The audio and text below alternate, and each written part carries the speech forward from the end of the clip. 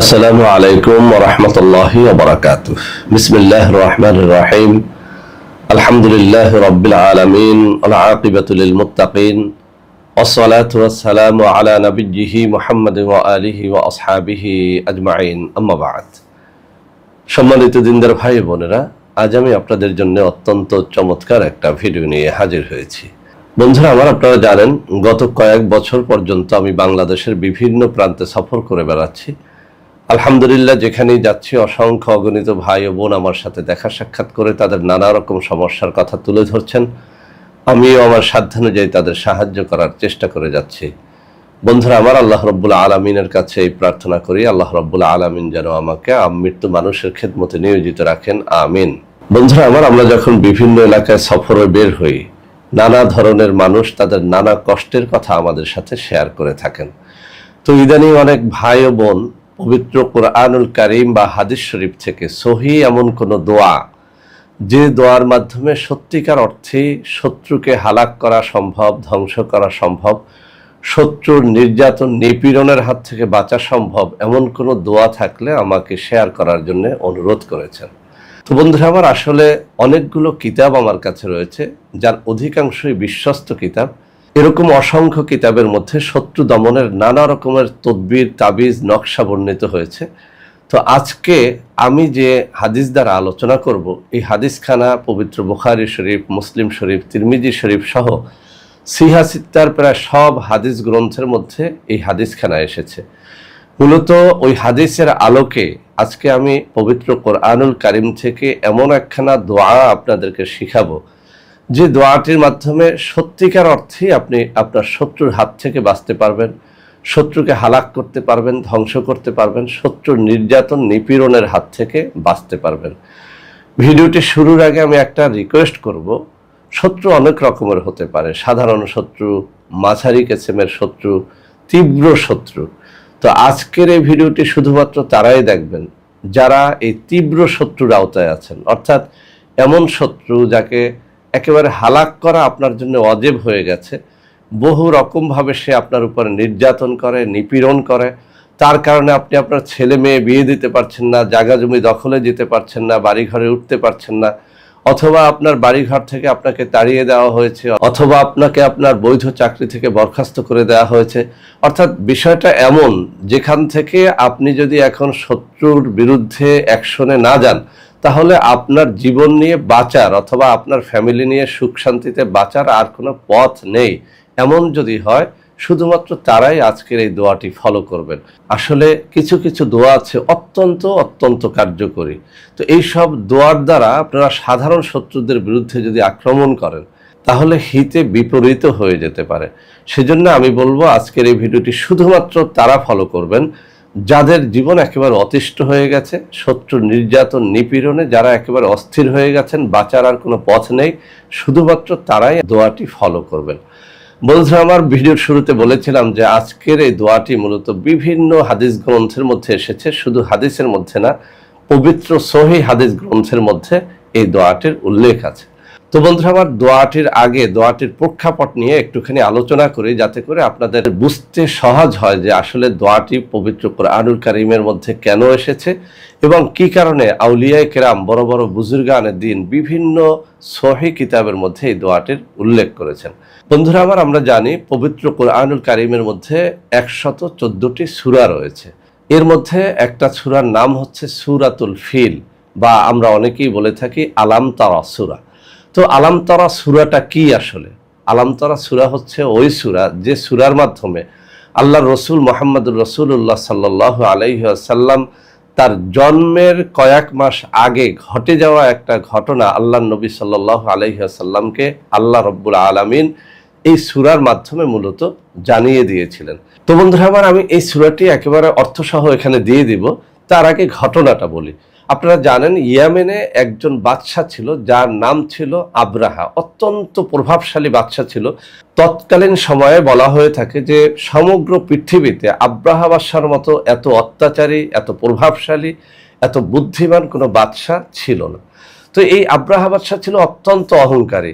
সে যখন দেখলো যে কাবা নামে একটা পবিত্র গৃহ রয়েছে, আর সেই কাবায় পৃথিবীর বিভিন্ন প্রান্ত থেকে মানুষ এসে তাওয়াফ করে, কাবাকে ভক্তি করে, শ্রদ্ধা করে, কাবায় মান্যত করে, তখন সে হিংসার আগুনে জ্বলে পুড়ে ছারখার হয়ে যাচ্ছিল।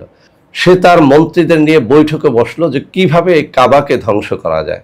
তো প্রথমত তার মন্ত্রীরা তাকে বুদ্ধি দিল, বাদশাহ নামদার, আপনি কাবাকে ধ্বংস না করে আপনি একটা কাজ করেন, এই ইয়ামেনের সানা অর্থাৎ ইয়ামেনের রাজধানী সানাতে আপনি একটা নকল কাবা নির্মাণ করেন, দেখতে ওই কাবার মতোই হবে, আর আমরা বিভিন্ন রকমের সুযোগ সুবিধা এখানে দেব, যাতে পৃথিবীর সমস্ত প্রান্ত থেকে মানুষ এসে মক্কার কাবাকে বাদ দিয়ে ইয়ামেনের সানাতে আপনার নির্মিত কাবা পূজা শুরু করে, কাবাকে শ্রদ্ধা শুরু করে।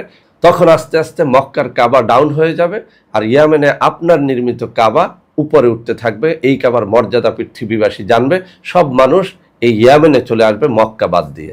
তো বন্ধুরা আমার, যেই বুদ্ধি সেই কাজ। আব্রাহা বাদশাহ সিদ্ধান্ত নিল যে তার রাজধানী ইয়ামেনের সানাতে এই কাবা নির্মাণ করবে। একটা সুন্দর কাবা সেখানে নির্মাণ করা হলো, পৃথিবীর বিভিন্ন প্রান্তে দূত মারফতে খবর পাঠিয়ে দেওয়া হলো, কাবার আশেপাশে বড় বড় মার্কেট নির্মাণ করা হলো, বিভিন্ন রকমের সাজসজ্জা করা হলো, বিভিন্ন দেশের সুন্দরী নারীদেরকে ওই কাবা প্রাঙ্গণে একত্রিত করা হলো, যাতে পৃথিবীর বিভিন্ন প্রান্ত থেকে মানুষ ইয়ামেনের কাবায় এসে জড়ো হয়। নাউজুবিল্লাহি মিন যালিক। কিন্তু আল্লাহর কি কুদরত, ওই কাবায় কোনো মানুষই আসলো না। যত ডাকাডাকি, যত দাওয়াত, যত সুযোগ সুবিধা, যত নারী, যত বাড়ি, কোনো কিছুতেই মানুষ মক্কার কাবাকে বাদ দিয়ে আব্রাহা বাদশার নির্মিত ইয়ামেনের রাজধানী সানার কাবায় কেউই আসলো না। এই কারণে আব্রাহা বাদশার রাগ আরো শত গুণ বেড়ে গেল। সে সিদ্ধান্ত নিল কোনোভাবেই মক্কার কাবা রাখা হবে না, মক্কার কাবাকে মাটির সাথে সে মিশিয়ে দিবে। সেই সিদ্ধান্ত নিয়ে আব্রাহা বাদশা প্রায় 60,000 হস্তি বাহিনী অর্থাৎ হস্তি সজ্জিত 60,000 সৈন্য বাহিনী নিয়ে সে মক্কার দিকে 570 খ্রিস্টাব্দের একটা সময়ে রওনা করলো। কিন্তু আল্লাহ রাব্বুল আলামিনের কি কুদরত, এই হস্তি বাহিনীর মধ্যে যে রাজা হস্তিটি ছিল, প্রধান যে হস্তিটি ছিল, তার নাম ছিল মাহমুদ। মক্কার কাছাকাছি আসতে আসতে এই মাহমুদ নামের সবথেকে বড় হাতিটি পাগল হয়ে গেল। সে মক্কার দিকে আর যাত্রা না করে আল্লাহর কুদরতে, আল্লাহর ইশারায় সে পেছন দিকে যাত্রা করলো এবং তার পায়ের সাথে মিশিয়ে অসংখ্য হাতিকে মাটিতে মিশিয়ে দিল। একেবারে ওইখানেই আল্লাহর কুদরতে আব্রাহার হস্তি বাহিনী মাটির সাথে মিশে গেল। এখানে আমি আরো একটা ঘটনা উল্লেখ করতে চাই। আলাম তারা সূরা বা সূরা ফিলটি যদি আপনি শুরু থেকে শেষ পর্যন্ত তর্জমা দেখেন, এর শানে নুজুলটা যদি দেখেন, সেখানে আপনারা দেখতে পাবেন যে আল্লাহ রাব্বুল আলামিন কিছু পাখিকে ওখানে নাজিল করেছিলেন। প্রত্যেকটা পাখির মুখে একটা কঙ্কর, দুই পায়ে দুটো কঙ্কর ছিল অর্থাৎ পাথর ছিল। হাদিস শরীফের মধ্যে উল্লেখ আছে যে প্রত্যেকটা পাথরেই এক একজন হস্তি বাহিনীর সৈন্যদের নাম লেখা ছিল। অর্থাৎ আব্রাহা বাদশার প্রত্যেকটা সৈন্যকে হত্যা করার জন্য এক একটা পাখিকে 3 জন সৈন্যকে হত্যা করার জন্য দায়িত্ব দেওয়া হয়েছিল। মুখের পাথর দিয়ে একজন সৈন্য, দুই পায়ের দুটো পাথর দিয়ে 2 জন সৈন্য। এভাবেই আল্লাহ রাব্বুল আলামিন হস্তি বাহিনীকে একেবারে মাটির সাথে, ধুলার সাথে মিশিয়ে দিয়েছিলেন। সুবহানাল্লাহি ওয়া বিহামদিহি সুবহানাল্লাহিল আযীম। তো বন্ধুরা আমার, এখানে আমি সূরা ফিলের একেবারে তর্জমা সহ উল্লেখ করে দেব যাতে করে আপনারা বুঝতে পারেন। তো এই যে সূরা ফিল, আলাম তারা সূরা, এই আলাম তারা সূরার অত্যন্ত সুন্দর একটা আমল রয়েছে। যুগে যুগে বহু আউলিয়া কেরাম, বহু কিতাবের মধ্যে আলাম তারা সূরার মাধ্যমে, সূরা ফিলের মাধ্যমে, সূরা ফিলের আমলের মাধ্যমে শত্রুকে হালাকের, শত্রুকে ধ্বংসের, শত্রুর অত্যাচার নিপীড়নের হাত থেকে বাঁচার একটা আমল শিখিয়ে গেছেন। বিভিন্ন কিতাবের মধ্যে এটি এসেছে। তো বন্ধুরা আমার, এখন আমি কথা না বাড়িয়ে সেই আমলটি আপনাদেরকে শিখিয়ে দিচ্ছি। আমি আবারও বলে দিচ্ছি, যাদের শত্রু একেবারে বেশি, কোনোভাবেই বাঁচার কোনো উপায় নেই, তারা যেন এই আমলটি করেন। আমলটি বহুবার বহুজনকে দিয়ে আলহামদুলিল্লাহ সুফল পেয়েছি। বহু কিতাবের মধ্যে এটিকে পরীক্ষিত বলা হয়েছে। তো আমলটি কি? আমলটি হচ্ছে সূরা আলাম তারা। এই আলাম তারা সূরাটি আপনি একাধারে 41 দিন পর্যন্ত 41 বার করে মনোযোগের সাথে পাঠ করবেন। এভাবে পাঠ করবেন: বিসমিল্লাহির রহমানির রহিম, আলাম তারা কাইফা ফাআলা রাব্বুকা বিআসহাবিল ফিল, আলাম ইয়াজআল কাইদাহুম ফি তাদলিল, ওয়া আরসালা আলাইহিম তায়রান আবাবিল তারমিহিম বিহিজারাতিম মিন সিজ্জিল ফাজআলাহুম কাআসফিম মাকুল। অর্থাৎ আপনি এমন ভাবে পড়বেন আল্লাহ রাব্বুল আলামিনকে আপনি যেন দেখতেছেন, আপনি যেন আল্লাহ রাব্বুল আলামিনের সামনে হাজির হয়ে আপনার শত্রুর বিরুদ্ধে হৃদয় খুলে, মন খুলে, কষ্টের দুঃখের কথাগুলো আল্লাহ রাব্বুল আলামিনের সামনে হাজির হয়ে নালিশ করতেছেন। এইভাবে মনোযোগ দিয়ে যখন আপনি দৈনিক ৪১ বার করে সূরা ফিল পাঠ করবেন, শুরুতে কিছু দুরূদ শরীফ পড়ে নেবেন, শেষে কিছু দুরূদ শরীফ পড়ে নেবেন, সবথেকে ভালো ফলাফলের জন্য আপনি যদি পারেন এভাবে আমলটি করবেন। ২ রাকাত তাহাজ্জুদের নামাজ ভোররাত্রে জেগে পড়বেন, এরপরে দুরূদ শরীফ পড়ে আল্লাহ রাব্বুল আলামিনের কাছে হাত তুলে মোনাজাতে কান্নাকাটি করবেন, আল্লাহ রাব্বুল আলামিনের কাছে আপনার মনের কষ্টের কথাগুলো বলবেন। এরপরে গুনে গুনে ৪১ বার সূরা ফিল বা আলাম তারা সূরা আপনি খতম করবেন। এভাবে একটানা ৪১ দিন পর্যন্ত আপনি আমলটি করে দেখেন। আমি আবারও বলছি, আল্লাহ সাক্ষী, আপনি করে দেখেন, আপনার শত্রু বা শত্রুগণ যত বড় হোক, যত প্রভাবশালী হোক, যত অত্যাচারী হোক, আপনি আল্লাহ রাব্বুল আলামিনের কুদরতে তাকে ধ্বংস করতে সক্ষম হবেন, তাকে হালাক করতে সক্ষম হবেন, তার নির্যাতন নিপীড়নের হাত থেকে নিজেকে, নিজের ফ্যামিলিকে বাঁচাতে সক্ষম হবেন ইনশাআল্লাহ। তো বন্ধুরা আমার, আজকের আমলটি যদি ভালো লাগে অবশ্যই যারা শত্রু যারা পরিবেষ্টিত আছে তাদের মধ্যে এটি শেয়ার করে দিবেন। আমাদের প্রত্যেকটা চ্যানেলকে ভালোবেসে সাবস্ক্রাইব করবেন। আল্লাহ হাফেজ। আসসালামু আলাইকুম ওয়া রাহমাতুল্লাহি ওয়া বারাকাতুহু।